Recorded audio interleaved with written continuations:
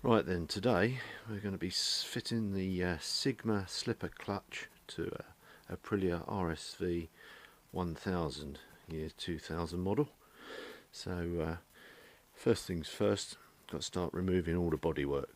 So we'll get going on that and then I'll come back to you. Okay, the two side panels are off and starting to reveal the clutch down here. I've got to take the belly pan off now.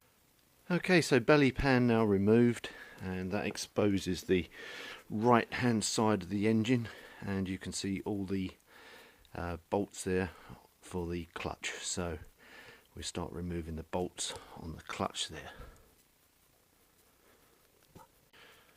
Okay, so 8 nuts are out of the clutch housing, and I've got an oil container at the bottom just to catch any oil that comes out. So just gently take that off, and there you go. That exposes the clutch diaphragm, and we'll be using that diaphragm bit later on to use as a gasket for the new slipper clutch. So I shall now remove the pipework that holds onto the slipper clutch, or the semi-slipper clutch that the Aprilia's got already on here. I shall disconnect that. Okay, so the clutch cover is now off, and we've got the pipe disconnected, which you can see there, and then we just got to take the diaphragm off, which is held on by this nut and this washer. Be aware that to hold this, or to remove this nut, you need an Allen key held rigid in the middle, and then you can unscrew the nut without turning the whole diaphragm and the clutch assembly.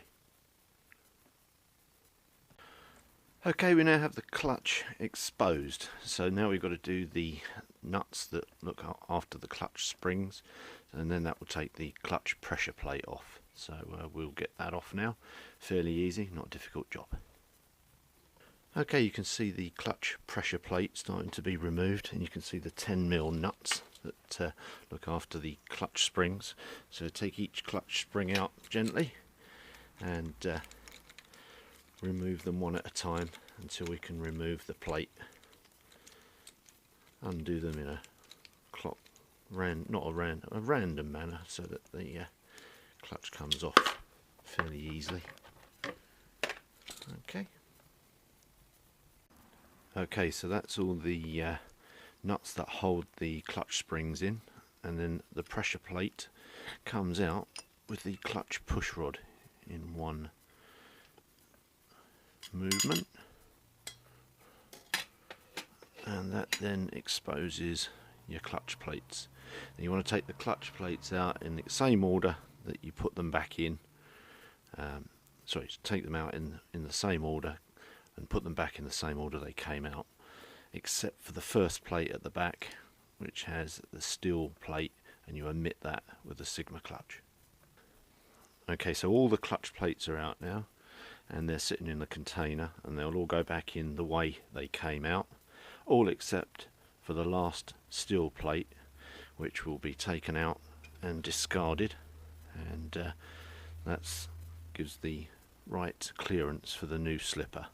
So the next job is to hold the clutch drum, and we'll get Les out in a little while with his air gun, and we've got a clutch holding tool, and that's the next nut we've got to get off. In the meantime, on the outside cover, I've removed the small pipe there, and with the slipper clutch you get 2 blanking plugs, one to go in there and another one to go in the pipe there. So I shall put those on prior to taking the main nut off. Clutch holding tool is in place. Big Les holding it and it's loosened off a treat, so it's undoing now. So there you go, the nut's going to come off. Okay, so that's the old clutch removed, and now I've got to clean the threads both on this part of the clutch and the nut that held the clutch drum on. So you do that with a bit of brake cleaner. So give it a good clean, ready for reassembly. Before you fit any clutch plates to the clutch, place the pressure plate onto the top of the clutch centre. If you look through the clearance check holes, you will see the top edge of the clutch centre. Simply measure the depth of the hole through the pressure plate to the clutch centre. The measurement differs depending on the design of the clutch.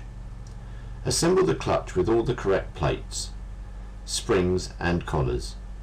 Now simply recheck the depth of the holes. The plate pack should have lifted the pressure plate slightly and the depth of the hole should be slightly greater than before. Subtract the first measurement from the second. A new unworn pack should give a measurement of 1.5 millimeters for big twins. Any less than 1 millimeter and you should consider new friction plates. Okay, so here comes the fitting of the slipper clutch. So all the other parts have been taken off of the old clutch. So then we offer the drum onto the spline. Once it's all been cleaned inside, we have a washer supplied with the slipper clutch. That goes on top of there, and then we put Loctite 620 on the clutch holding nut, and then close up to 92 foot-pounds.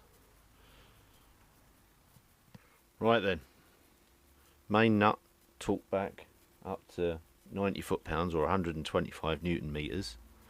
Clutch plates replaced, omitting the first steel plate. Next, clutch push rod back through the hole. So clutch push rod replaced back in, ready for pressure plate. Goes back on top of that, and then we put the springs and the nuts back on. Job done, nearly.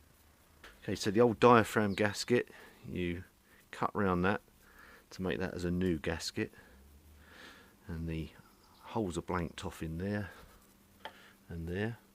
Just a matter of putting the bolts back onto the casing, and that's it. We should have a slipper clutch, Sigma slipper clutch fitted.